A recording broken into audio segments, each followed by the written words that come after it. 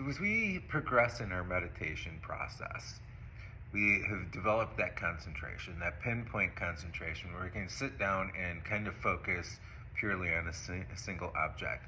The thought process is still there, and the thoughts start to slow down, and then we refocus, and then the thoughts slow down and they refocus. We start to notice that there's a gap between our thoughts. It's not this constant stream. When we're stressed out, it's like a constant stream of thoughts, but there's still a gap in between those. And when you pay attention to the gap, the more that you meditate, the longer those gaps become.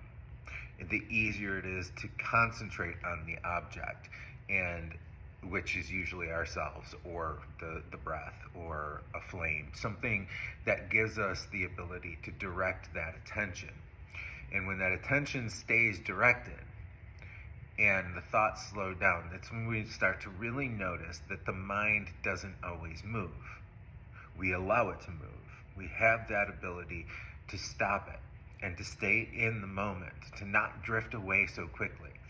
For some reason, we have a real hard time with understanding that we can control that. We do have that control. The mind is not in control. We like to let it run things because that's the way we've been taught. That's the way that our societies work. People work totally from the way that their minds are working. And the more cunning and conniving they are, the more wrapped up in this mind process they are. They never stop to see the slowing of the mind. They never stop to see the reality of who we are, the interconnectedness, the need for the compassion for both ourselves and the world at large.